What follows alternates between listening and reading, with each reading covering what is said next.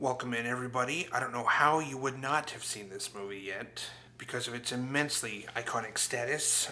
Batman Begins I have very fond memories of because I saw it at a drive-in movie theater, where it was showing a double feature with War of the Worlds and then Batman Begins. This brand new take on Batman. In 2008, The Dark Knight comes out, and it's even better than Begins. Up until Batman Begins, superhero movies were comic book movies, meaning they were comic books turned into movies. Christopher Nolan thought that the comic book aspect of Batman, the Batman character, should be scrapped, and we should visualize Batman in this world that we know today. The realistic imagining of Bruce Wayne becoming Batman is my favorite aspect of this trilogy, and it's a brilliant take on the Joker as well in this. We have Christian Bale as Bruce Wayne and Batman, Heath Ledger as the Joker, Maggie Gyllenhaal as the new Rachel. Recasting her has kind of always been a little bit distracting for me. Why not just find a new character? But I understand they needed to keep that story there. Anyways, Aaron Eckhart as Harvey Dent, Michael Caine as Alfred, Gary Oldman as Commissioner Gordon, Morgan Freeman as Lucius Fox, Chin Han as Lau, and Cillian Murphy makes a brief appearance as Scarecrow once more. We open on that long push-in towards that building with huge window panels going from top to bottom. Three men wearing clown masks break a window and zipline to the neighboring building. One man is on the street holding his mask. And with the camera, Christopher Nolan tells us to remember this particular mask that the man is holding, because during this scene, he's the focus. Even though other masked men are with him during this bank robbery, we can assume that the one that the focus is on is probably the Joker, the one that everybody wants to see. The masked men eliminate each other during the robbery, and it's because they were instructed to by the Joker. And by the end of the heist, Joker reveals himself to the brave bank owner that shot at him. He reveals himself to be the Joker, and he is the only man left walking away alive from the heist, showing us that this man, this Joker, plots and schemes. Then we cut to Scarecrow and his crew dealing some shady business, and some Batman copycats and wannabes ambush them all. There's a bunch of Batmen all of a sudden, and they all have guns. So when the actual Batman arrives, he has to not only fight the bad guys, but he also has to fight all of these counterfeit Batmen with guns that have been assuming their own vigilante status and giving Batman a very bad name in the city. After this, we're introduced to Harvey Dent, the new city district attorney, and his lawyering partner, Rachel, who is also his romantic partner. Harvey Dent is the most renowned district attorney in the city and seems to be doing just as much crime fighting as Batman, but he's doing it legally. Batman is technically not legal at all, so he still has cops as his enemy, to an extent. Harvey Dent has a great relationship with the cops inside of Gotham, and Bruce even has a lot of respect for what Harvey is able to accomplish. We then almost get like another introduction to the Joker, where we actually get to see him. He intrudes this meeting that all of the high-earning, high-level criminals are talking. They're all doing their business, and Joker knows why they're meeting in broad daylight is because they're all terrified of the Batman. None of them like the Joker, but they really have no other option but to join forces with this guy, because none of them are targeting Batman like the Joker's about to. I wish that this scene was 10 times longer. I love every single choice that Heath Ledger makes in this scene as the Joker. It is a masterclass in acting. So one of the criminals puts a bounty on Joker's head, which Joker clocks as an idea that he saves for a little bit later. So some street-level thugs bring in Joker's dead body, quote-unquote, to the higher-level criminals in order to collect the bounty, but Joker is very much still alive. And he pops up and takes control of the situation immediately, murdering the leader in charge of his thugs. Not Joker's, whatever. During this is when we get that first story of how Joker got his scars. But then later he tells a different story, and I don't think either of the stories is true. I just think the fact that he tells people random stories points to how demented he actually is. When there's no logic behind somebody's actions, it's usually demented and evil. Even with how Joker breaks the pool stick and throws it in between three of the thugs and then leaves the room. I can't even imagine the free-for-all brawl to the death that those three guys had inside that room with that pool stick. Bruce Wayne, with the help of Lucius Fox, upgrades his Batman's weaponry and armor tech. He travels to China to find and capture Lau and bring him back to the US to face trial for his crimes and US connections. Batman hang glides off a super tall building and stuff, and it reminds me of the Mission Impossible 3 scene, that heist, only that was in Japan instead of Batman even cleverly disables communication in Lau's building, has to fight off a bunch of the armed men that are protecting Lau, plus all of the police arrive, and they arrive really quickly. They arrive within seconds of Batman breaking into this building. So he achieved his impossible mission, and he brings Lau back to the States. Lau squeals and gives up all of his clients, just like the Joker said he would. And now all of the high-level criminals in Gotham are being arrested and have to stand trial. This pisses the Joker off because he knows that this was Batman's doing. So Joker kidnaps one of the Batman's copycats and makes this super creepy video. Heath Ledger actually wrote quote unquote wrote and directed the video by himself to make, and it makes it on the news. Joker gives an ultimatum saying that every day that Batman does not take off his mask and reveal himself, people are gonna die. Ironically, Joker's not kidding around. He just upped the stakes in a very extreme way. Now it's the fundraiser that Bruce promised to throw for Harvey Dent for his political campaign that he's throwing. Pancane. That's what I almost said.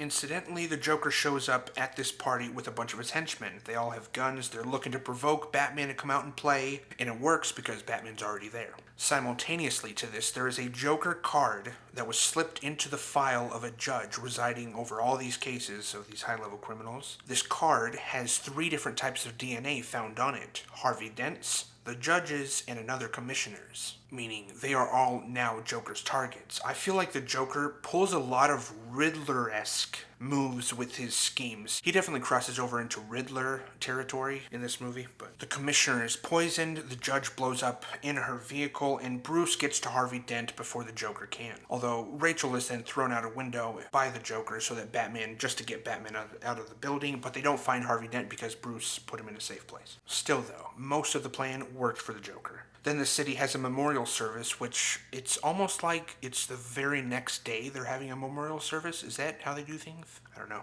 Well, the Joker is disguised as one of the hundreds of police officers that's standing there shooting their shots, in honor of the...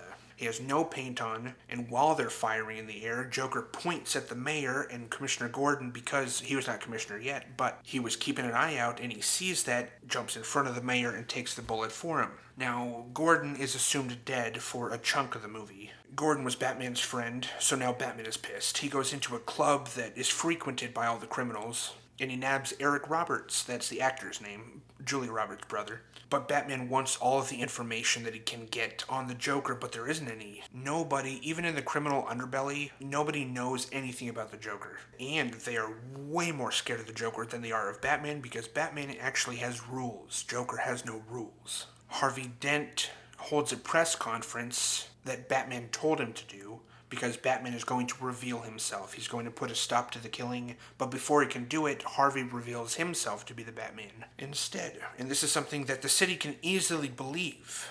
And he tries to make himself the target instead of Rachel being the target, who Joker named next as his next target. Harvey thinks he's baiting the Joker, but instead the Joker just actually kidnaps both of them and holds them in separate storage facilities rigged with hundreds of pounds of explosive, flammable material.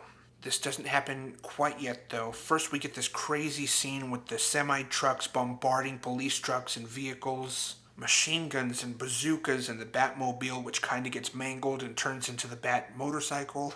It's such a wild scene, and they actually flipped the semi-truck. They flipped it like that practically. There's no CGI used in that scene shot. And then when Batman just drives at the Joker with his motorcycle, and the Joker's like, "Hit me!" But Batman just can't do it. He swerves, hits the semi-truck that's been crashed, and he knocks himself out. But Commissioner Gordon comes to Batman's aid right before the Joker takes off his mask, just in time. Harvey walks away from the situation going, "I got a date with a pretty upset girlfriend," but what he doesn't know is that the police escorting him and putting him into the car, they are working for the bad guys. They facilitate the abduction of Harvey and Rachel. Joker gets put in jail and will only speak to Batman because he just wants to push and provoke Batman to break his one rule and kill. So in some twisted way, Joker would win. By getting Batman to kill him, he would have a psychological win for the rest of Bruce Wayne's life. But Batman doesn't kill him. And he tries to save Rachel, but Joker not only gave him the wrong address, the bombs also go off just before Batman can get there. Rachel dies in the explosion. Harvey soaked half of his body in the oil, in the flammable oil, When all that bursts, he goes up in flames. Half of him does. Two-Face is actually my personal favorite villain in the Batman universe. Gordon also realizes that the Joker meant to be caught, and he knew that he would be put in this particular holding facility, that particular jail. Since he couldn't get Batman to break his one rule, he instead provokes a police officer. The officer's mistake there, acting out of emotion, leads to Joker escaping and triggering the explosives not only at the warehouses but inside of the police station. He had surgically placed a cellular bomb inside of a thug.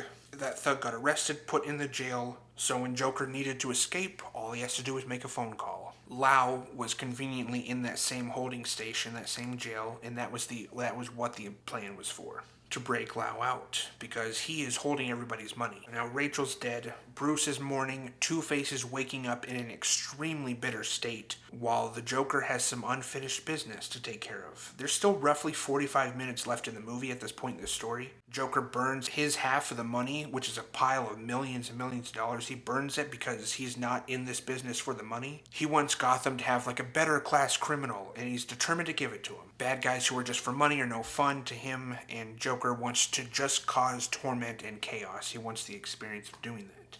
An employee of Wayne Manor named Reese figures out Batman's identity. At least he's 99% sure. Maybe 90.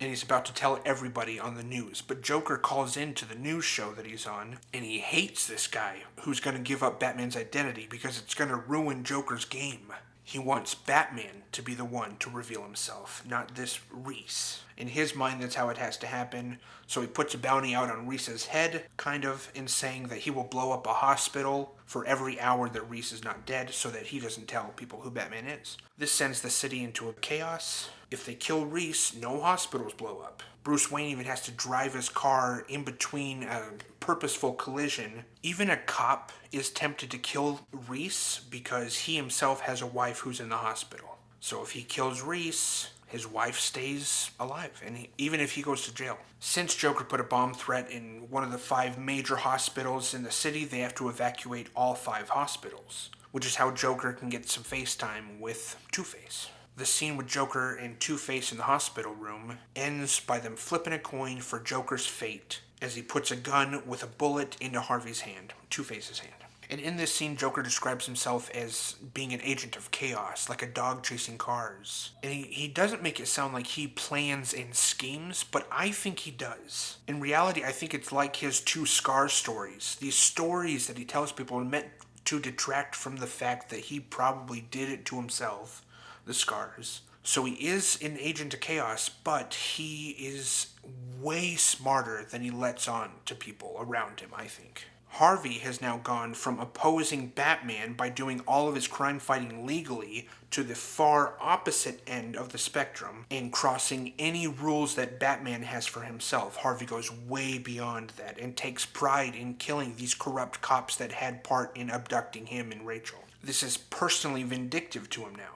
While Harvey is taking care of his own business, Joker has rigged 2 massive ferries with explosive. One of the ferries is carrying civilians and the other is carrying prisoners. Only he gave the detonators to each other, meaning that each ferry has the other ferry's detonator. So at any time, the other boat could blow us up. But with the Joker, it could be a game too. Maybe each boat has their own explosive device and they don't know it yet. If they were to push it, they would find out. I don't know. With the Joker, you just don't know. I kind of felt like that was the game that he was playing, but maybe not. Maybe he just wanted one ferry to be responsible for the other one and to cause grief on the people on whichever ferry did not explode. Batman finds the Joker's location and brawls with him, and when it reaches the time the Joker had set for the ferry to explode, or else he'd blow both of them up, nothing happens. And Joker realizes that nobody else is really like him. They don't want chaos. The people on the ferries call his bluff, and then Batman gets the upper hand on the Joker, and the police show up to arrest him. That's the last we ever saw of that rendition of the Joker, unfortunately, even though he was meant to have a storyline in The Dark Knight Rises. The one silver lining for the Joker is that he fully corrupted Harvey Dent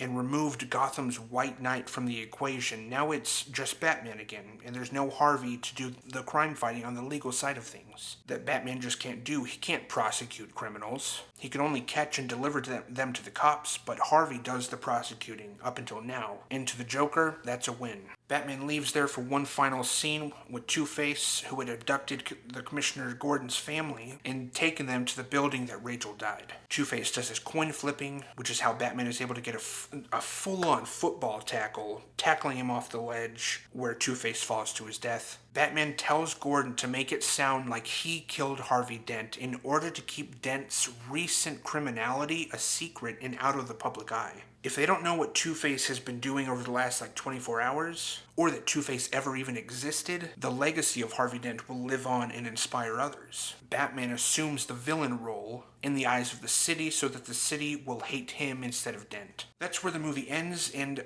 I've actually hardly dug into any of the themes of morality that are explored in this movie. On top of being a great superhero movie and even a great standalone action movie, it's a lot more than just an action flick, though. There's a lot to be said about Harvey and Gordon, people like Batman, and people like the Joker. Those three represent hordes of people who fit into the same categories. And there's even more representation in here, too, of the innocent, of the followers of evil, even if they're not the leaders of it. Corruption and pride, it's all in here. And I love Christopher Nolan for his deep explorations of the human psyche and the human experience. Rest in peace, Heath Ledger. I will forever be so somber on what movie roles that we have missed out on since he passed away, let alone Dark Knight Rises. What else would he have brought us? I feel like with him, the sky was the limit. He was only 28 when he died. That's my age. I love how he played the Joker. He even locked himself in a hotel room for a month and wrote journals as the Joker. There was no shortage of development in this character, in this version of this character by Heath Ledger, and it's just so sad. I hope at least he got to see his performance as the Joker. I hope he understands how impactful this thing was to freaking cinema, dude. Anyways, I think that's enough. That's my review of The Dark Knight. Thank you guys so much for watching. I will see you next week. Peace.